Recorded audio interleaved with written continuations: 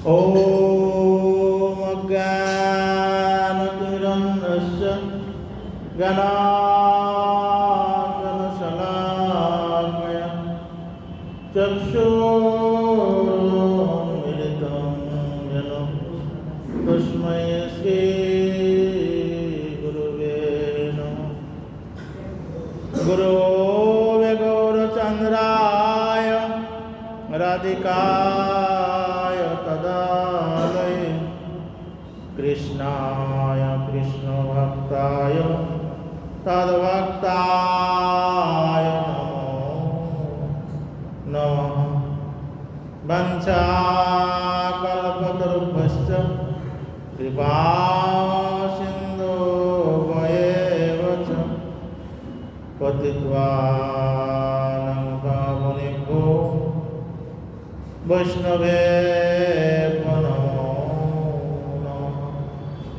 नमो महावदन्नाय कृष्णप्रेमप्रदायते कृष्णाय कृष्णचैतन्य नाम्ने गौरतिसे नमो नमो चैतन्यचन्द्राय कोटिचन्द्रनतिसे प्रेमानन्दयोक्तिगौर चारुचन्द्राय शहासिने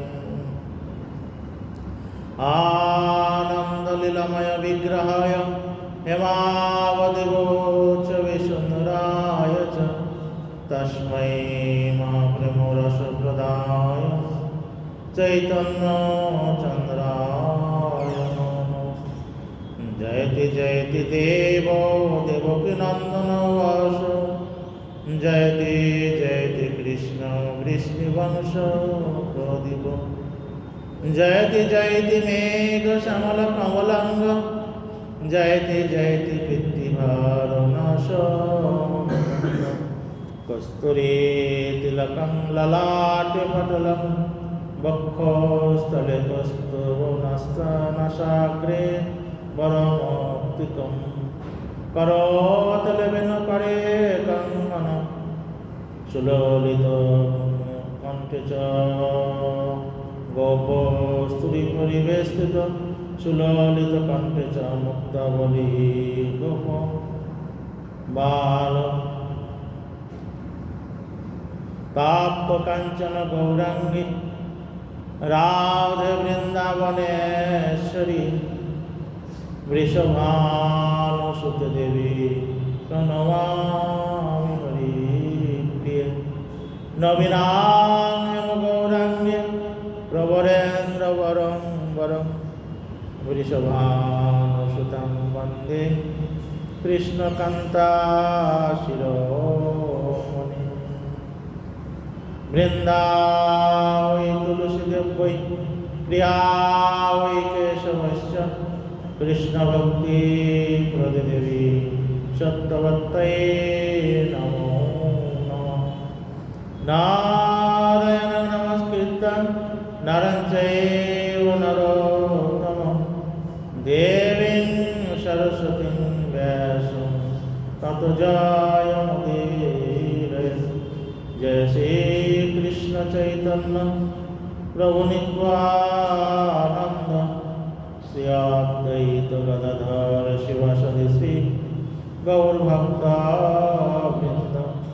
हरे कृष्ण कृष्ण कृष्ण हरे हरे हरे राम राम राम हरे हरे। जय रूप सनातन भट्ट रघुनाथ श्री जीव गोपाल भट्ट दास रघुनाथ এই চাই গোসাইয়ের করি চরণ বন্দন যা হইতে বিঘ্ন সবিষ্ট পূরণ। ও নমো ভগবতে বাসুদেবায় ও নমো ভগবতে বাসুদেবায় ও নমো ভগবতে বাসুদেবায়। আমরা এর আগের দিন শ্রবণ করেছিলাম শ্রী মহাভারতের অনুশাসন পর্বের বিশ্ব যুধিষ্ঠির সংবাদ, বিশ্ব যুধিষ্ঠিরের মধ্যে কথোপকথন। বিশ্ব সরসজ্জায় কুরুক্ষেত্র সমরে সরসজ্জায় শয়ন করে আছেন, সেখানে ভগবান হৃষিকেশ যুধিষ্ঠির মহারাজ তাকে দর্শন করার মানসে সেখানে উপস্থিত হয়েছে। উপস্থিত হয়ে সেখানে অন্যান্য সমস্ত মহর্ষিগণকে দর্শন করলেন, তারাও সেইভাবে সেখানে প্রবেশন করলেন এবং সেই যে ভীষ্ম সরসজ্জায় শয়ন করে আছে দেখে ভগবান বাসুদেব প্রশ্ন করছেন যে সব কিছু আপনার কুশলে আছে তো, আপনার জ্ঞান সকল নষ্ট হয় নাই তো, পূর্বের মতোই আছে তো?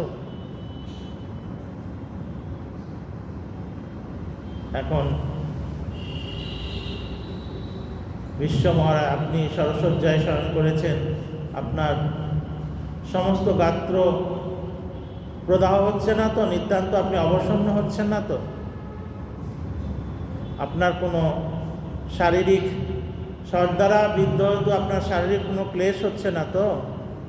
এই সমস্ত প্রশ্ন করলেন। যেহেতু আপনি শেষে প্রশ্ন করছেন যে আপনি তো দেবগণকে উপদেশ করতে পারেন, সেই জন্য প্রাণীগণের যে জন্ম মৃত্যুর কথা আপনার কাছে বলা বাহুল্য মাত্র। কেন, আপনি জ্ঞানবৃদ্ধ, জ্ঞানপক্ষ, ভূত ভবিষ্যৎ বর্তমান সব কিছু আপনার অবগত। সেই জন্য সৎকার্যের ফলদায়ের বিষয়ে আপনি সবিশেষভাবে জানেন, কিছুই আপনার অজানা নেই। তা সেই সমস্ত স্ত্রীর মধ্যে আপনি যে তপপ্রভাবে এই মৃত্যুকে অতিক্রম করেছেন, আর কোনো ব্যক্তি পক্ষেই যেরকম করতে পেরেছে এটা আমি শুনি নাই বা আমার শ্রবণগোচর হয় নাই। আপনি আপনার বলবীর্য প্রভাবেও স্বর্গেতে বিখ্যাত হয়েছেন। মহাত্মা বাসুদেবের এই সমস্ত কথা শ্রবণ করে বিশ্বদেব তার বদনটা উত্তোলন করে বলছেন, আপনি তো জগতের সৃষ্টি স্থিতি প্রলয়ের সমস্ত সংহারকর্তা, আপনি তো অপরাজিত, আপনাকে তো কেউ পরাজয় করতে পারে না। আপনি নিত্যমুক্ত, ত্রিকালে আপনি বর্তমান আছেন। অতএব আমি আপনার ভক্ত, আপনার শরণাপন্ন হয়েছি, আপনি আমার শুভ বিধান করুন। রাজা যুধিষ্ঠির মহারাজ পিতামহ বিশ্বকে প্রশ্ন করলেন, অজ্ঞান নিবন্ধন যদি কেউ পাপ করে বসে তাহলে সেই পাপ অনুষ্ঠান করলে বুদ্ধিমান ব্যক্তি সে বিষয়ে শোক করে না, কিন্তু যিনি জ্ঞানপূর্বক জেনে শুনে জ্ঞানপূর্বক সমস্ত পাপের আচরণ করতে পারে, তাহলে তার কি অবস্থা? আপনি এই যে সমস্ত কলেবরে এরকম স্বর দ্বারা আচ্ছাদিত হয়ে শরীর, আপনার সমস্ত কলেবর স্বর দ্বারা আচ্ছাদিত, আপনার শরীর থেকে এরকম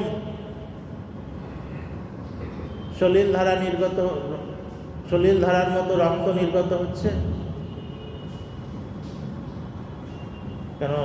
আমাদের এই কুকর্মের জন্যেই এরকম হয়েছে, এই সমস্ত বলে ভীষ্ম আক্ষেপ করছিলেন। শেষে ভীষ্মদেব বললেন যে ধর্মরাজ, তুমি তো জানো কাল অদৃষ্ট ঈশ্বরের যে অধীনে আত্মাকে কেউ পাপ পুণ্যের কারণ বলে সমস্ত কিছু জানো, কিন্তু আত্মাকে তো কোনো পাপ পুণ্য কিছুই স্পর্শ করে না। আত্মা তো কোনো কার্যেরই কারণ হতে পারে না। সেই বিষয়ে তোমাকে একটা বলছি। তখন ভীষ্ম মহারাজ, পিতামহ ভীষ্ম, সেই বৃদ্ধা ব্রাহ্মণীর কথা বলতে লাগলেন। বৃদ্ধা ব্রাহ্মণীর পুত্রকে সর্পে দংশন করেছে, তারপরে এসে পরপর সেই সমস্ত কাহিনী আমরা শ্রবণ করেছি। সেই সমস্ত কথা আমরা এখন সেই সমস্ত কথায় আমরা এখন যাচ্ছি না। শেষে ওই যে সর্পকে অপরাধী দোষে তাকে যখন ব্যাধ বিনাশ করতে চাইল, তখন সর্প বলল যে আমি তো এই শিশুর বিনাশ নিবন্ধন যদি আমাকে দোষী, কিন্তু আমি তো মৃত্যু আমাকে প্রেরণ করেছে, কাল মৃত্যুর দ্বারা প্রেরিত হয়ে তো আমি তাকে দংশন করেছি। তখন সুতরাং সেই মৃত্যুই অপরাধী।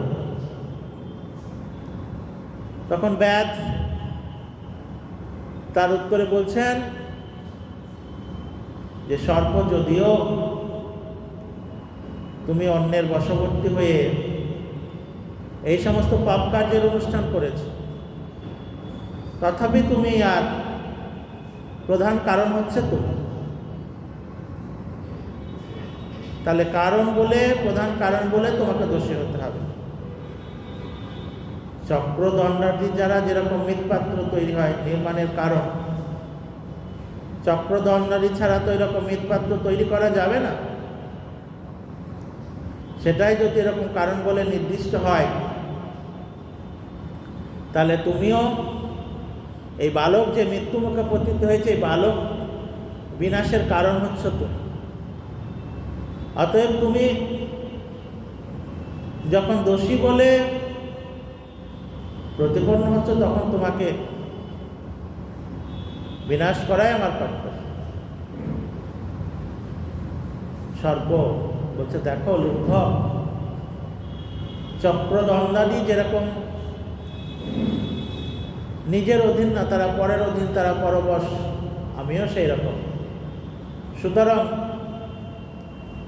আমাকে দোষী বলে নির্দেশ করছো, কিরকম ভাবে তুমি আমাকে দোষী বলে নির্দেশ করছো? আর যদিও তুমি আমাকে এই বিষয়ের কারণ বলে নির্দেশ করো, তাহলে আমাকে একাকী কেন দোষী করছো? আমাকে একাকী কেন এরকম অপরাধী বিবেচনা করছো? এটা তো তোমার ঠিক হচ্ছে না। চক্রদণ্ডাদি পরস্পরের প্রযোজক, একটাকে বাদ দিয়ে আর একটা জিনিস কখন হতে পারে না। কার্যকারণে প্রযোজক হচ্ছে, এই কার্যটা যে ঘটছে, মৃৎপাত্রটা তৈরি হচ্ছে, তার কারণ কিন্তু এই চক্রদণ্ড, পরস্পরের। সেই রকম আমি এরকম কাল, মৃত্যু সকলেই পরস্পরের প্রেরক। এরকমভাবে পরস্পরের প্রেরকত্ব নিবন্ধন আমি এই বালককে দংশন করে তাকে বিনাশ করেছি। তাহলে সকলের সঙ্গে সকলের কার্যকারণ যে ভাব, সেটা সংগঠন হচ্ছে। সুতরাং এ স্থলে আমাকে একাদশী করছে না। এখানে আমি বধের যোগ্য বলেই গণ্য হতে পারি। অতএব যদিও এ বিষয়ে তুমি দোষ স্বীকার করো, তাহলে আমাদের সকলকেই দোষী করতে, আমরা সকলেই তো দোষী। তখন সেই ব্যাদ বলছেন, সর্প মৃত্যু যদিও এই কার্যের প্রধান কারণ, তথাপি তিনি কিন্তু এই বিনাশের কর্তা নয়। কেন নয়? বলছে তুমি হচ্ছে এই বিনাশের প্রধান কারণ, সুতরাং তোমাকে সংহার করাই আমার কর্তব্য। লোক যদি কোনো অসৎ কার্য করে, অসৎ কার্যের অনুষ্ঠানটা যদি করে, অসৎ কার্যের অনুষ্ঠান করেও কিন্তু সে পাপে লিপ্ত হয় না, তাহলে শাস্ত্র সমুদায় এই সমস্ত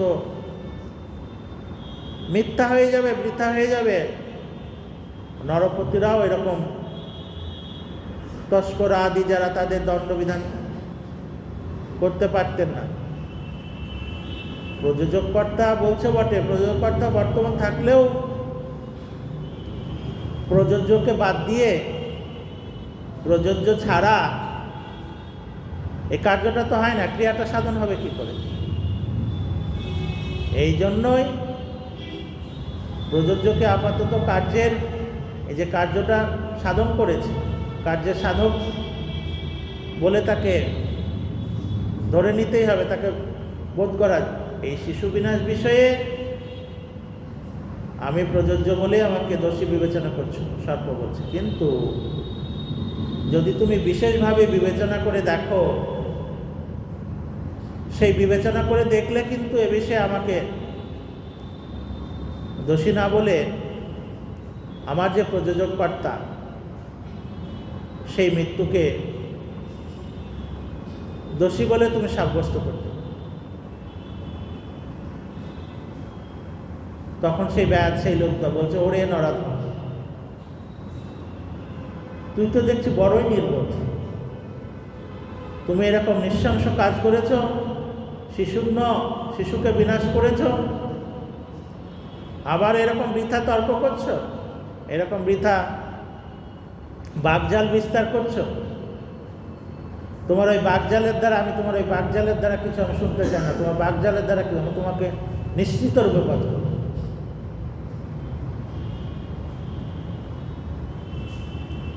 তখন সেসব বলছে, ব্যাধ, এই যে ঋত্বিকগণ, মানে ঋত্বিক মানে যারা ঋতুতে মন্ত্র প্রদান করে, প্রত্যেক ঋত্বিক বলে তাদেরকে, যজমানের কাজ করে, সেই যজমান তাকে প্রেরিত হয়ে সেই যে যজ্ঞ হয়, সেই যজ্ঞতে আহুতি প্রদান করে। কিন্তু সেই ফললাভের অধিকারী কে হয়? সেই ঋত্বিক তো ফললাভের অধিকারী নয়। তাহলে ফললাভের অধিকারী কে? যা সেই যজমান। কিরকম যুক্তি দিচ্ছে, সেই রকম বলছেন, মৃত্যু আমাকে প্রেরণ করেছে, মৃত্যু কর্তৃক প্রেরিত হয়ে আমি এই শিশুর প্রাণসংহার করেছি বলে কখনো আমি পাপের ফলভাগী হব না। মৃত্যু আমাকে প্রেরণ করলো বলেই তো আমি বালককে বিনাশ করেছি। সুতরাং আমি কি নিমিত্ত দোষী হব? তাহলে সর্বব্যাধ পরস্পর এরকম বিতণ্ডা চলছে, তর্ক চলছে। এমন সময়ে মৃত্যু এসে সেখানে উপস্থিত হয়ে গেছে, হয়ে সর্পকে বলছে, ভুজঙ্গ, আমি যে এরকম কাল আমাকে প্রেরণ করেছে, তাহলে কাল কর্তৃক ওইরকম প্রেরিত হয়েই আমি এসেছি, আমি তোমাকে প্রেরণ করেছি। কাল মানে তার মৃত্যুকাল উপস্থিত হয়ে গেছে। সুতরাং আমি তুমি কেউ কিন্তু এই বিনাশের কারণ না।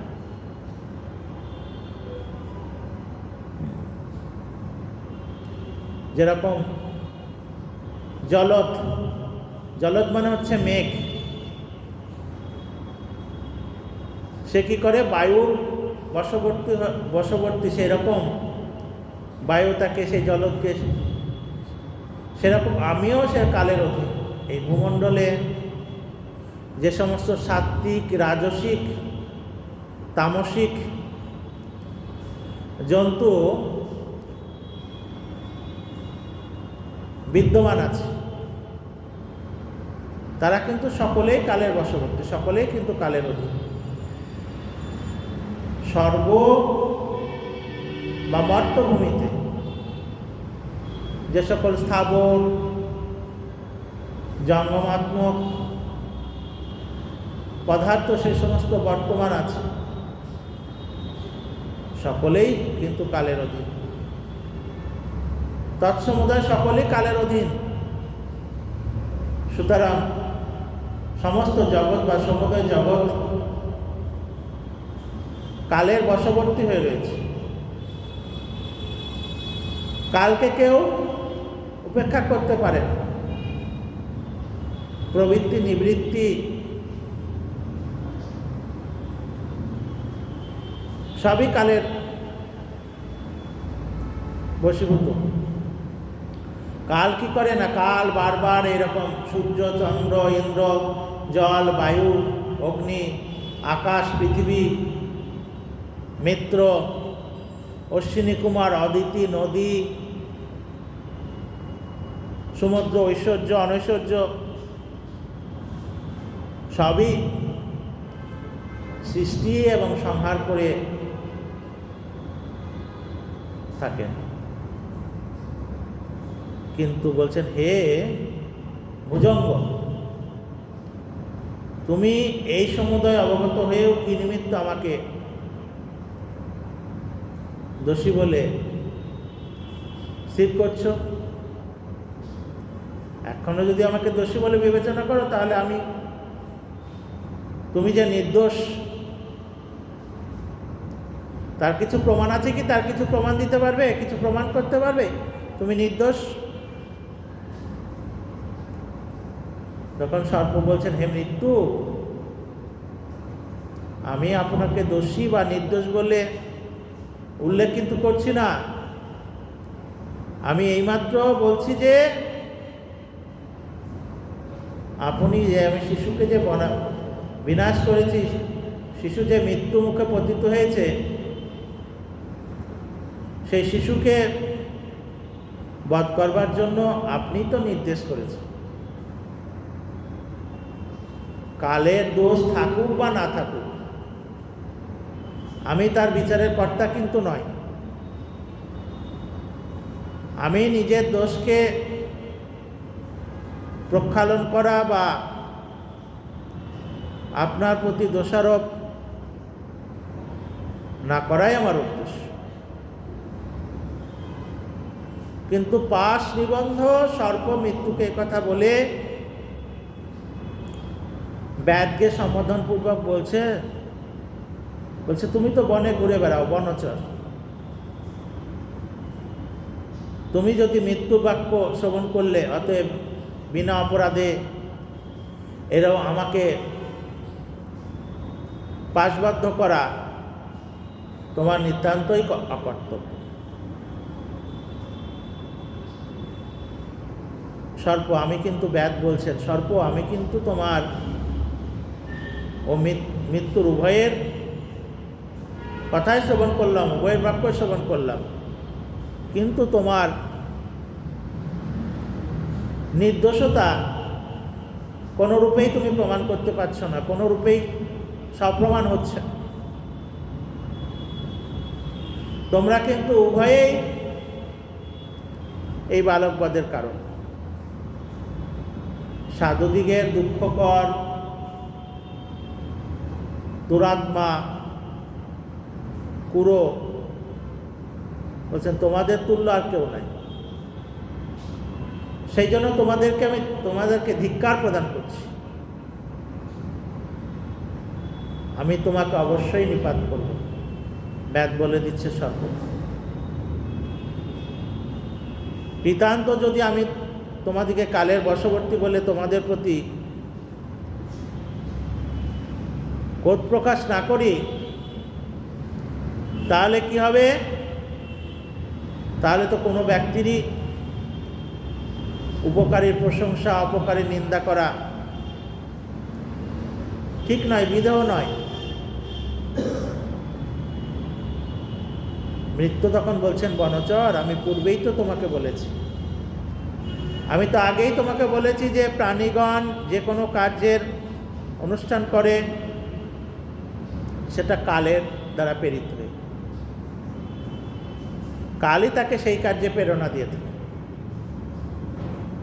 কাল তাকে প্রেরণা না দিলে কখনোই সে সেই কার্য করতে অগ্রসর হবে না। ইহলোকে কালপ্রবাহে সমস্ত কার্য অনুষ্ঠিত হচ্ছে। অতএব উপকারীর স্তুতি, অপকারকে নিন্দা করা বুদ্ধিমানের কাজ কিন্তু নয়। যিনি বুদ্ধিমান ব্যক্তি তিনি উপকারীর স্তুতিও করবেন না, অপকারীর নিন্দাও কর্তব্য নয়। এটা সে ভালোভাবেই বোঝে, সে ভালোভাবেই জানে। কাল কর্তৃক প্রেরিত হয়ে আমরা এরকম কার্য অনুষ্ঠান করেছি। সুতরাং অনর্থক তুমি আমাদেরকে এরকম অপরাধী মনে করছো, অপরাধী বিবেচনা করছো। এরকম অপরাধী করা তোমার কোনো ক্রমেই সাজে না, তোমার কোনো ক্রমেই উচিত হচ্ছে না। মৃত্যু ব্যাধকে এরকম উপদেশ প্রদান করছেন। এমন সময় কাল সেই স্থানে সে উপস্থিত হয়েছে। উপস্থিত হয়ে ব্যাধকে বলছেন, হে নিষেধ, হে নিষাদ, কি আমি, কি মৃত্যু, কি সর্প, কেউই কিন্তু এ বালক বিনাশের ব্যাপারে অপরাধী নয়। তাহলে কি না, ওর যে পূর্ব অনুষ্ঠিত যে কর্মই, ওর যে পূর্ব যে কর্ম, পূর্বের যে কর্মফল, পূর্ব অনুষ্ঠিত কর্মই আমাদেরকে ওর বিনাশ সাধনে নিয়োগ করেছে। তাহলে ফলত এই বালক নিজের কর্মবশতই অকালেতে কাল কবলে পতিত হয়ে মৃত্যুমুখে পতিত হয়েছে। অতএব কর্মকেই এর বিনাশের কারণ বলতে হবে। কর্ম কি করে না, কর্ম পুত্রবৎ, অর্থাৎ পুত্রের না এরকম আচরণ দ্বারা জীবগণকে এরকম পাপ থেকে পরিত্রাণ করতে পারে। আবার কর্মই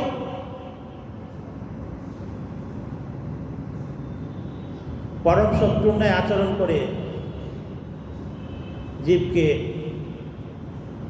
মহা দুঃখ সাগরে নিমগ্ন করে দেয়। তাহলে কর্মই হচ্ছে মানুষের পাপ এবং পুণ্যের প্রকাশক। মনুষ্য যেমন কর্মসমূহের বশীভূত, মানুষ কর্ম না করে থাকতে পারে, কর্মসমুদয় সেরকম মনুষ্যের আয়ত্ত। কুম্ভকার, এর আগে যে বলা হলো যে কুম্ভকার যেমন মৃৎপিণ্ড দ্বারা স্বেচ্ছানুসারে ঘট,